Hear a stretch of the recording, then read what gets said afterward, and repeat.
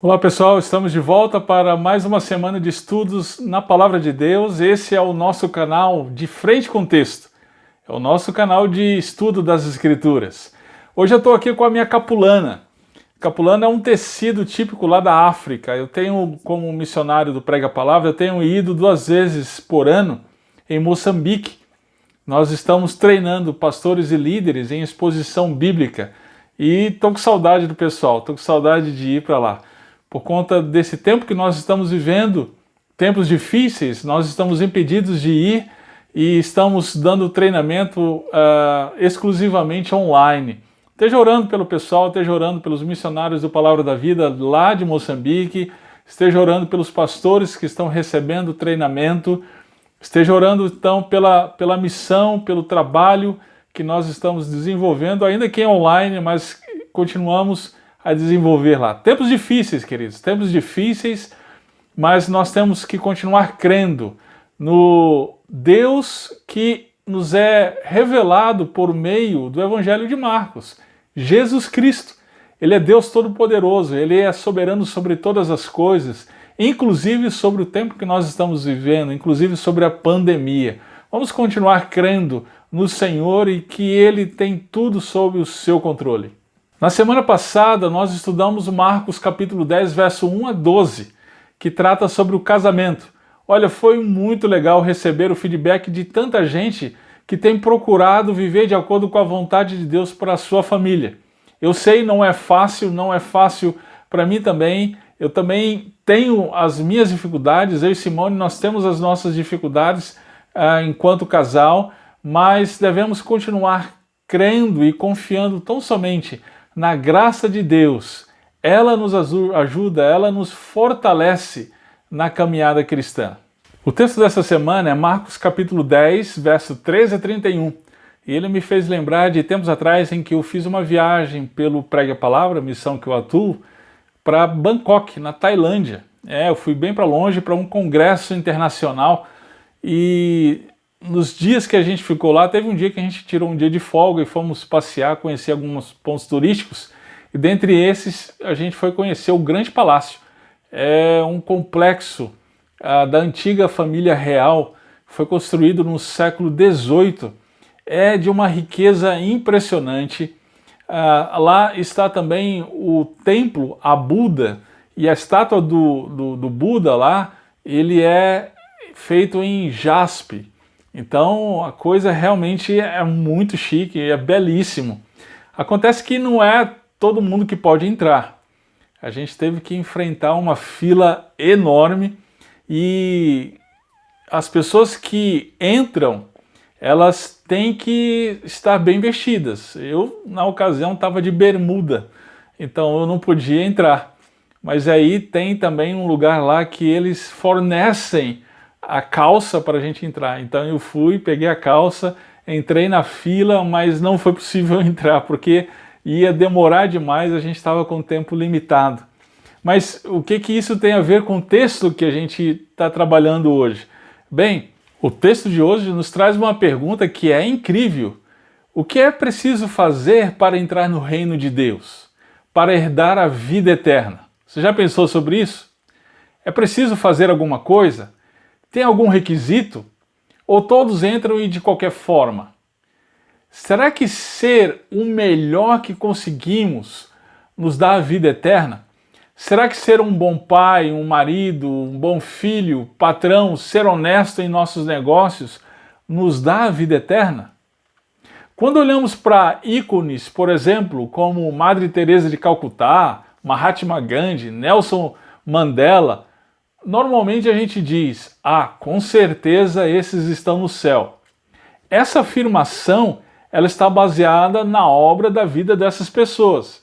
Bem, essa é a pergunta então que o homem rico faz a Jesus. O que é preciso fazer para herdar a vida eterna? Qual foi a resposta de Jesus? Vamos ver, vamos comigo. Vamos juntos para de frente com o texto. Muito bem, vamos ler o texto. Marcos capítulo 10, verso 13 a 31. Acompanhe a leitura. E traziam-lhe meninos para que lhes tocasse, mas os discípulos repreendiam aos que lhes traziam. Jesus, porém, vendo isso, indignou-se e disse-lhes: Deixai vir os meninos a mim, não os impeçais, porque dos tais é o reino de Deus. Em verdade vos digo que qualquer que não receber o reino de Deus como um menino, de maneira nenhuma entrará nele. E tomando-os nos seus braços e impondo-lhes as mãos, os abençoou. E pondo-se a caminho, correu para ele um homem, o qual se ajoelhou diante dele e lhe perguntou: Bom mestre, que farei para herdar a vida eterna? E Jesus lhe disse: Por que me chamas bom? Ninguém há bom senão um, que é Deus. Tu sabes os mandamentos: não adulterarás, não matarás, não furtarás, não dirás falso testemunho, não defraudarás alguém, honra teu pai e a tua mãe. Ele, porém, respondendo, lhe disse: Mestre, tudo isso tenho guardado desde a minha mocidade. E Jesus, olhando para ele, o amou e lhe disse: Falta-te uma coisa. Vai, vende tudo quanto tens e dá aos pobres, e terás um tesouro no céu. E vem, toma a cruz e segue-me. Mas ele, pesaroso dessa palavra, retirou-se triste, porque possuía muitas propriedades. Então Jesus, olhando ao redor, disse aos seus discípulos: Quão dificilmente entrará no reino de Deus os que têm riquezas. E os discípulos se admiraram dessas suas palavras. Mas Jesus, tornando a falar, disse-lhes: Filhos, quão difícil é para os que confiam nas riquezas entrar no reino de Deus. É mais fácil passar um camelo pelo fundo de uma agulha do que entrar um rico no reino de Deus. E eles se admiraram ainda mais, dizendo entre si: Quem poderá, pois, salvar-se? Jesus, porém, olhando para eles, disse: Para os homens é impossível, mas não para Deus, porque para Deus todas as coisas são possíveis. E Pedro começou a dizer-lhe: Eis que nós tudo deixamos e te seguimos. E Jesus, respondendo, disse: Em verdade eu vos digo que ninguém há que tenha deixado casa, ou irmãos, ou irmãs, ou pai, ou mãe, ou mulher, ou filhos, ou campos, por amor de mim e do Evangelho, que não receba 100 vezes tanto, já nesse tempo, em casas, e irmãos e irmãs, e mães e filhos, e campos, com perseguições, e no século vindouro, a vida eterna. Porém, muitos primeiros serão derradeiros, e muitos derradeiros primeiros. Ainda na região da Judéia, depois de ensinar que o casamento é obra de Deus e não pode ser desfeito, Marcos insere duas narrativas muito interessantes. A primeira narrativa é a ocasião em que as pessoas levavam crianças para Jesus abençoar, e a segunda narrativa é o diálogo com o homem rico. O que essas duas narrativas têm em comum? Uma forma de verificar isso é perceber as repetições de palavras ou conceitos no texto. E o que se repete nesse texto? Vamos ver. É a expressão reino de Deus. Perceba que eu grifei aqui também vida eterna, porque parece que nesse contexto trata-se do mesmo conceito. Então é sobre o reino de Deus que se trata as duas narrativas. A gente precisa ter isso em mente. Bom, então diante disso, antes da gente verificar o que as duas narrativas falam do reino de Deus, a gente precisa lembrar o que é que Jesus ensinou a respeito do reino de Deus até aqui. Vamos ver aqui no Evangelho de Marcos. Olha só, Marcos capítulo 1, verso 14 e 15. Jesus, então, ele começa a sua pregação dizendo: o reino de Deus está próximo. Como já vimos no estudo desse texto, o domínio de Deus sobre todos os povos é manifesto por meio do Rei Jesus. Esse reino foi inaugurado por Jesus e será finalmente manifesto e completado em sua vinda gloriosa. Marcos capítulo 4, verso 11, diz que os mistérios do reino são dados exclusivamente aos súditos. No capítulo 4, verso 26 e 30, que consta as parábolas do reino, Jesus ensina que o reino de Deus não pode ser escondido nem ignorado. O reino de Deus é incontrolável e seu crescimento é surpreendente. Lá no capítulo 9, no verso 1, a gente vê que o reino de Deus seria manifesto por meio da atuação da igreja através do ministério dos apóstolos, e isso com sinais e maravilhas. No capítulo 9, no verso 47, a gente vê que a rejeição ao pecado só é possível quando olhamos para a vida que está por vir, ou seja, o reino de Deus. Quanto mais amamos o reino de Deus, mais rejeitamos o pecado. Então perceba que no Evangelho de Marcos, o reino de Deus é uma realidade já presente na vida dos crentes, e isso desde a vinda do Rei, o Senhor Jesus. Mas também, por outro lado, ainda é uma realidade futura em toda a sua plenitude. Ele ainda está por vir. Então, tendo dito isso, voltemos para o nosso texto. Perceba que o reino de Deus aqui é colocado por Jesus em uma perspectiva presente e futura. Nós recebemos agora o reino, mas também entraremos nele no futuro, o herdaremos. Aqui embaixo no verso 30, Jesus fala de século futuro, aliás. O reino de Deus, então, já é uma realidade presente, mas ainda está por vir em toda a sua plenitude. Muito bem, e como ter acesso a esse reino? Então vamos ver aí as duas narrativas. Vamos ver aqui a primeira narrativa que fala da ocasião em que levavam crianças para Jesus abençoar. Marcos nos informa que os discípulos repreendiam os pais por levarem as crianças a Jesus. Por quê? Por que os discípulos os repreendiam? Bem, o texto não diz, mas ao longo do Evangelho de Marcos, nós vemos que os discípulos gostavam de controlar o acesso a Jesus. Parece que nesse momento, então, era um acesso que lhes trazia um certo importúnio e por isso não tinham interesse algum. De toda forma, essa proibição ao acesso a Jesus nos faz lembrar que em Marcos 9,38, como a gente já estudou, João disse a Jesus que havia visto alguém expulsando demônios em nome de Jesus.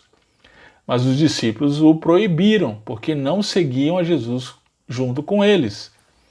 Com isso, parece que os discípulos tinham a sua própria classificação de pessoas que podiam se relacionar com Jesus, e isso baseados em seu próprio interesse. Será que a gente não faz o mesmo hoje, hein? Muito bem, na sequência, Marcos nos informa que Jesus indignou-se e lhes disse: "Deixai vir os meninos a mim, não os impeçais." Por quê? Por que Jesus disse isso? A razão está mais abaixo, olha só. Porque dos tais é o reino de Deus. Como assim? Jesus estava dizendo que as crianças são puras e por isso merecem o reino de Deus? Essa é uma pergunta importante. A Igreja Católica interpreta esse texto de tal maneira que responde a essa pergunta positivamente. Para eles, o pecado não afetou completamente a natureza humana. Assim, a criança nasce pura e somente com o período da consciência do pecado é que o pecado é despertado nela. Muitos evangélicos pensam assim também por conta de sua herança católica. Mas será que é isso mesmo que Jesus estava ensinando?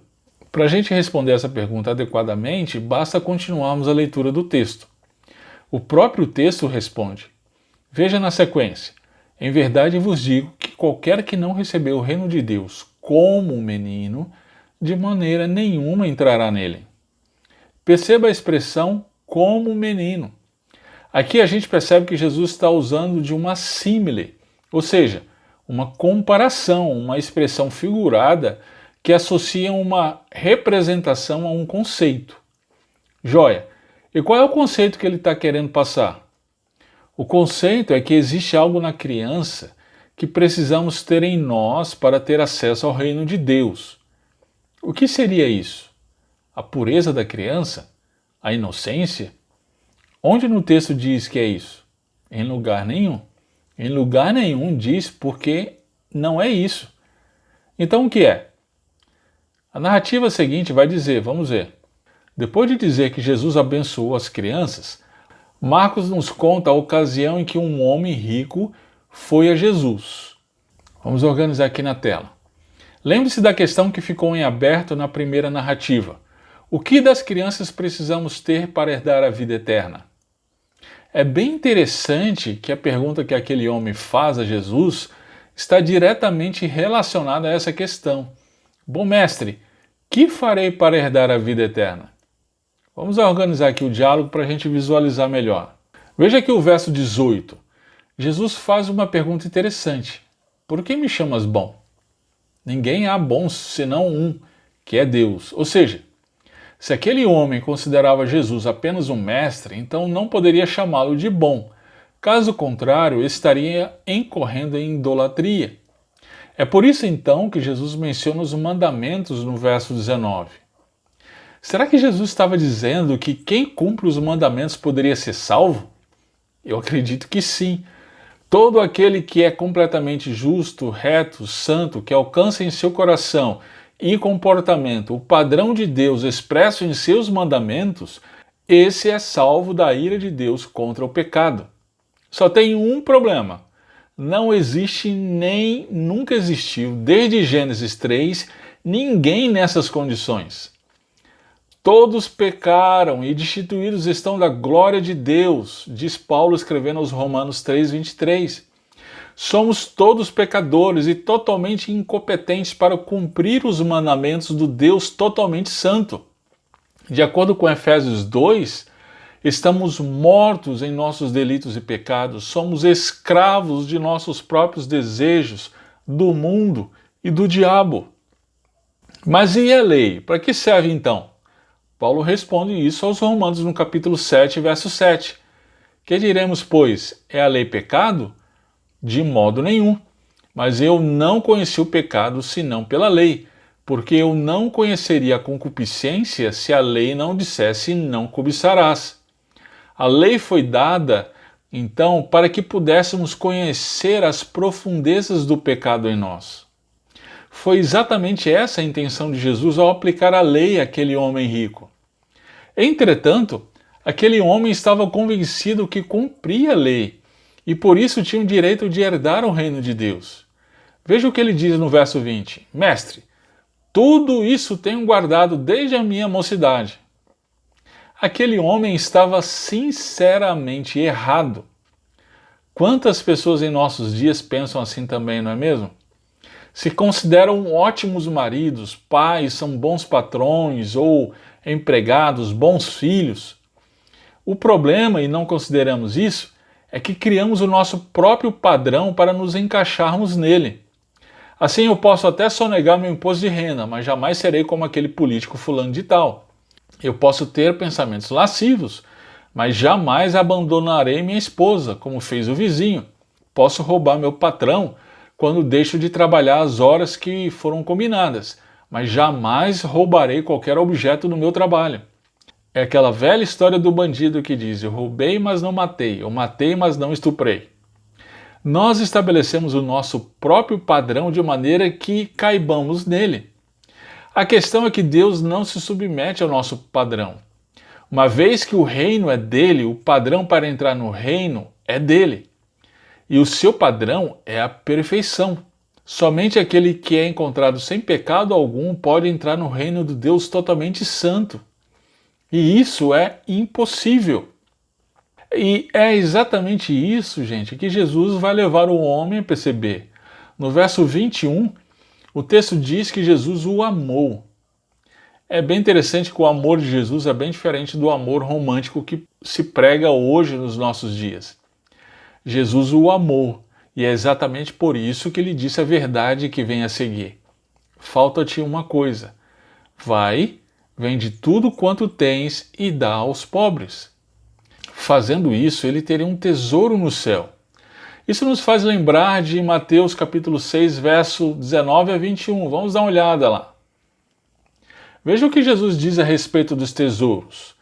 Não ajunteis tesouros na terra, onde a traça e a ferrugem tudo consomem, e onde os ladrões minam e roubam.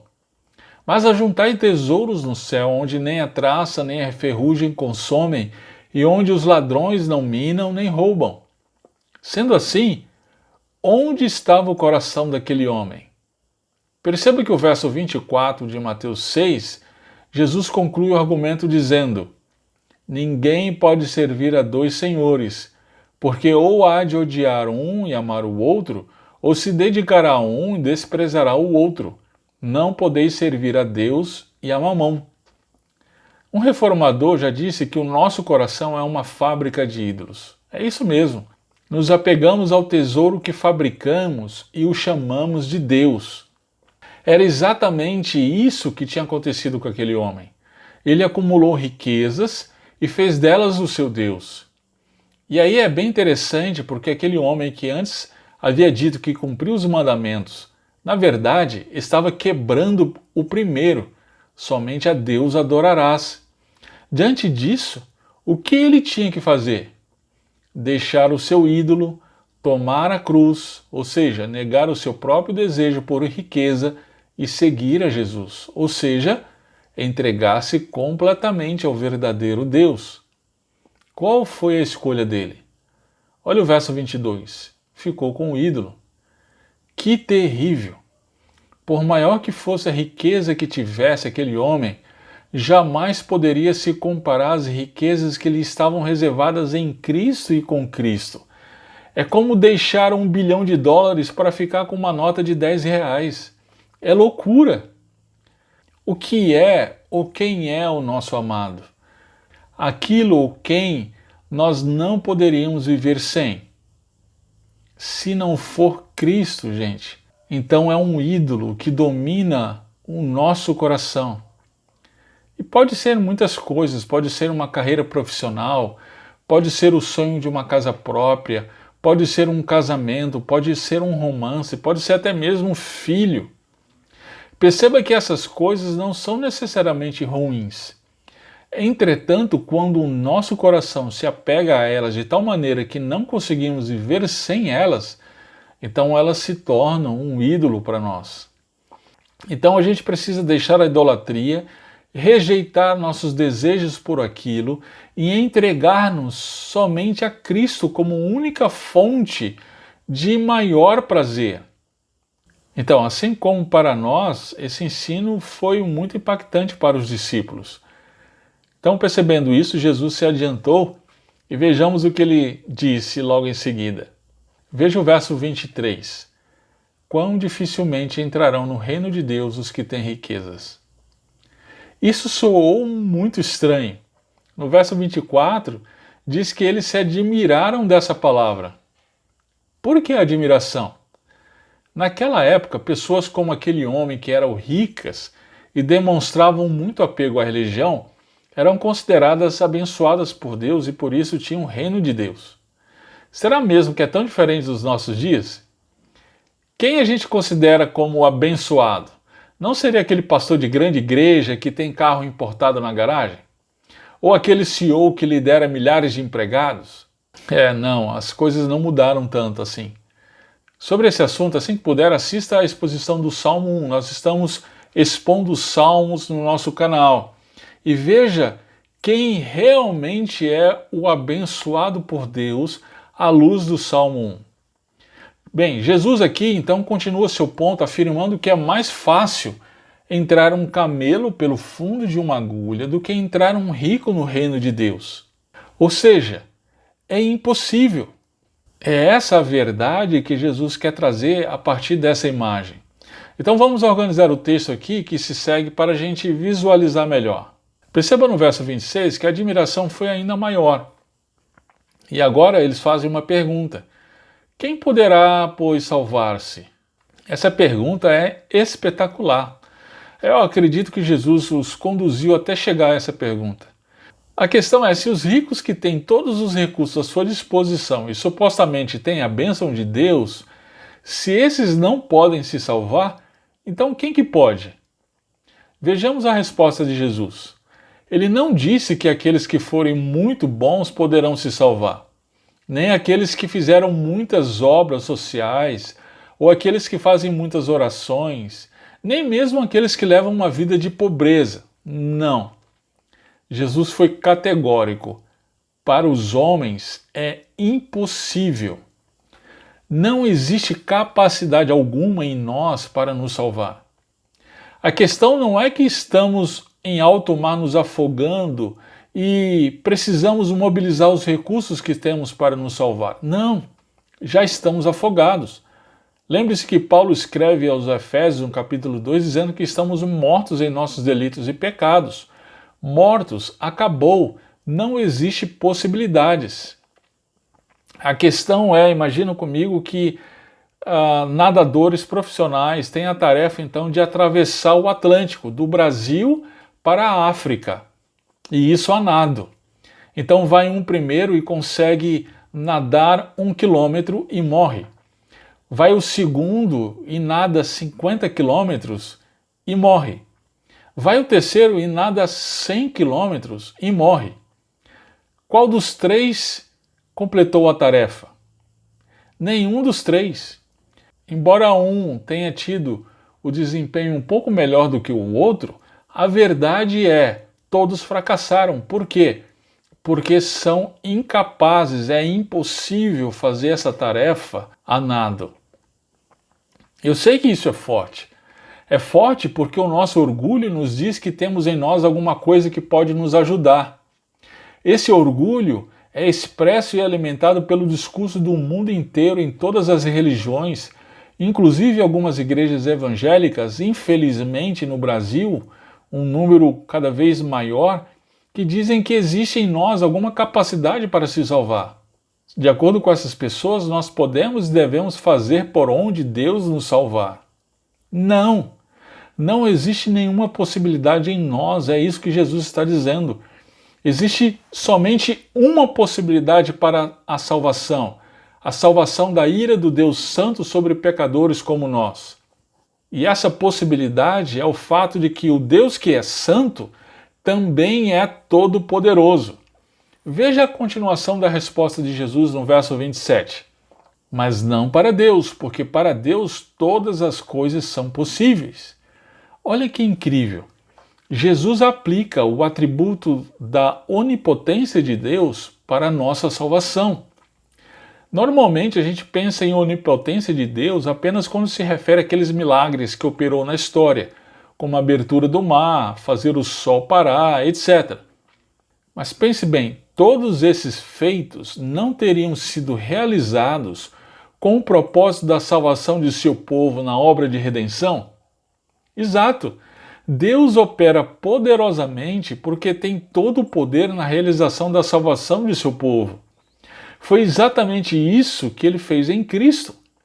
É impossível que pecadores como eu e você sejam salvos. Então Deus faz o impossível. Ele se fez homem, sofreu, morreu na cruz e ressuscitou. Deus fez o impossível. Nós somos salvos então pela obra exclusiva dele e não nossa. A essa altura, Pedro então faz uma afirmação. Eis que nós tudo deixamos e te seguimos. O que significa essa afirmativa de Pedro? Será que devemos virar eremitas? Ou abraçar a pobreza como fazem os franciscanos? E outra coisa, eu acabei de afirmar que não existe obra nenhuma que façamos que faz com que sejamos salvos. Como assim deixar tudo e seguir a Jesus? Vamos ver o que Jesus respondeu. Veja o verso 29. Perceba que tudo isso diz respeito ao deixar e seguir a Jesus, que ele se referiu no verso 21. Isso é fé. É a confiança em deixar tudo e entregar-se exclusivamente a Cristo. Como assim deixar tudo? Eu tenho que deixar meu casamento, minha família? Preste muita atenção, não é desse deixar que Jesus está falando. Lembre-se que acima nós falamos da idolatria. É disso que Jesus está falando. É deixar de fazer com que essas coisas ocupem o trono em nosso coração. Perceba que aqui Jesus fala por amor de mim e do Evangelho. Trata-se de deixar o menos valioso pelo mais valioso, o temporal pelo eterno, o perecível pelo imperecível. Isso é fé. Essa fé não é obra, não é mérito, é simplesmente confiança naquele que pode fazer o que não podemos. Perceba na continuação do texto que a confiança em Deus nos dá o cêntuplo, algo 100 vezes melhor ainda nessa vida. Isso não significa que teremos 100 vezes mais casas, família. Não. Significa que aqueles que amam ao Senhor acima de tudo serão capazes de apreciar suas possessões materiais, casas, campos, muito mais do que os incrédulos se deleitam com as suas. Agora, vem um alerta: não sem perseguição. Ainda nessa vida, estamos sujeitos a sofrer pelo amor a Cristo. Mas tem algo ainda melhor nos aguardando. Veja, no século futuro, a vida eterna. Veja então que ele vem falando de reino e agora fala de vida eterna. Como mencionei no início, aqui as expressões são sinônimas.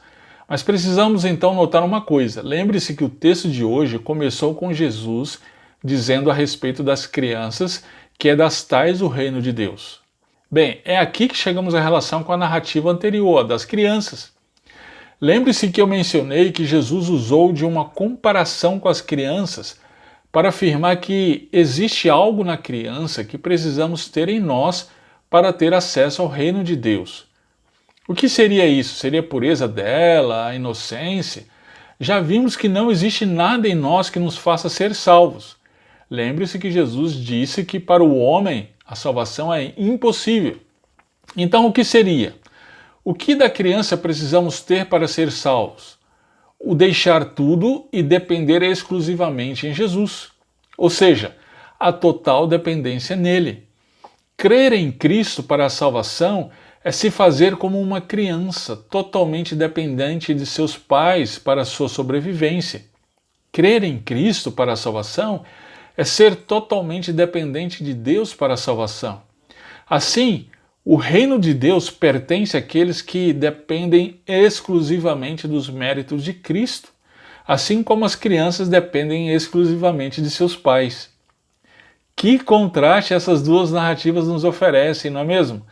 As crianças e o rico. Diante de Deus, somos como crianças ou como ricos? É uma coisa aí que a gente precisa pensar. Bem, Jesus conclui o seu ensino no verso 31. Trazendo uma conjunção adversativa seguida de uma afirmação: muitos primeiros serão derradeiros e muitos derradeiros primeiros. Por que Jesus disse isso aqui? Lembre-se da exclamação de Pedro: eis que nós tudo deixamos e te seguimos. A exclamação de Pedro estava correta, como já vimos antes. Por outro lado, ela vem ainda imbuída do nós e eles. Daquela mesma forma de pensar que os levou a repreender o exorcista que expulsava demônios em nome de Jesus, mas ainda não andava com eles.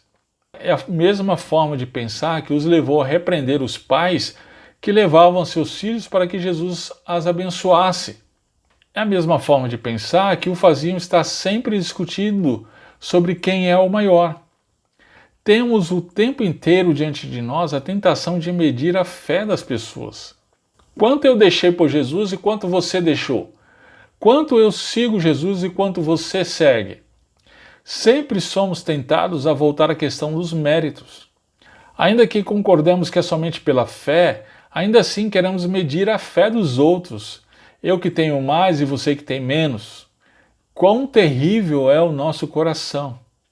O acesso ao reino de Deus é tão somente pela fé em Cristo. E somente Deus pode avaliar essa fé, e não os nossos próprios critérios. Bem, diante de tudo isso, então, em poucas palavras, a mensagem central desse texto é a seguinte: Jesus ensinou que o reino de Deus pertence àquele que, como criança, depende exclusivamente dele para a salvação. Vamos ver como essa mensagem se relaciona a nós. Gente, que texto que nos deixa mais aos pés do Senhor Jesus, não é mesmo? Nós que já tivemos os corações transformados pelo Rei Jesus e entendemos que só pelo sacrifício dele nós temos a redenção, nós devemos parar aqui e agradecer a Deus por tão grande salvação. Nós fazemos parte desse reino e não pelo nosso mérito, mas tão somente pela graça dele. Lembra que no início do estudo eu mencionei a minha viagem para Bangkok? Eu falei que eu fui impedido de entrar no palácio porque não tinha as roupas adequadas. Então, que roupas adequadas são essas para entrar no reino de Deus? Essas roupas não são o nosso mérito, não são o nosso caráter, não são o quão bom nós podemos ser. Essas roupas são a confiança no Senhor Jesus Cristo, confiança no sacrifício dele por nós. Ele é o sacrifício perfeito que satisfaz a justiça de Deus. Então, o texto de hoje, ele traz um alerta para a gente. Diante de Deus, nós somos como crianças ou como aquele homem rico. Infelizmente, por mais que nós queiramos, em muitas ocasiões, nós somos parecidos com aquele homem rico, não é mesmo? Talvez não em posses, mas em achar que de alguma forma nós podemos fazer algo para sermos salvos. É dar aquela ajudinha para Deus, não é? Nós, na verdade, queridos, nos consideramos bons patrões, bons filhos, bons maridos, bons empregados, não é? Nós estabelecemos o nosso próprio padrão a fim de que possamos caber nesse padrão, né? Queridos, uma vez que o reino é de Deus, então o padrão é dele. E esse padrão é a perfeição. Somente Jesus é o sacrifício perfeito pelos nossos pecados. Então nós precisamos confiar em Cristo, confiar unicamente no seu sacrifício para o perdão dos nossos pecados. Uma outra coisa para a gente pensar é o que tem ocupado o trono no nosso coração. Essa é uma pergunta que a gente tem que fazer todos os dias. O que ou quem é o nosso amado? Quem ou o que não poderíamos viver sem? Querido, se não for Cristo, então é um ídolo que domina o nosso coração. E pode ser muitas coisas, pode ser uma carreira profissional, pode ser o sonho de uma casa própria, pode ser um casamento, pode ser um romance, pode ser até mesmo filhos. Perceba que essas coisas não são necessariamente ruins. Deus nos deu isso. Entretanto, quando o nosso coração se apega a essas coisas de tal maneira que nós não conseguimos viver sem elas, então elas se tornaram o nosso ídolo. E aí elas se tornam o nosso tropeço. Porque nós tiramos Deus do lugar que é devido somente a Ele, o trono do nosso coração. Querido, Jesus ensinou que o reino de Deus pertence àquele que, como criança, depende exclusivamente dele para a salvação. Por isso, nós precisamos todos os dias ir para a cruz. O que é ir para a cruz? É confiar somente em Jesus, é confessar para Ele a nossa incapacidade e esperar tão somente nele para a nossa salvação. Ele, queridos, lembre-se, Ele não despreza um coração quebrantado. A graça que nos alcançou, essa mesma graça do nosso Senhor Jesus Cristo, ela nos levará até o palácio do Rei.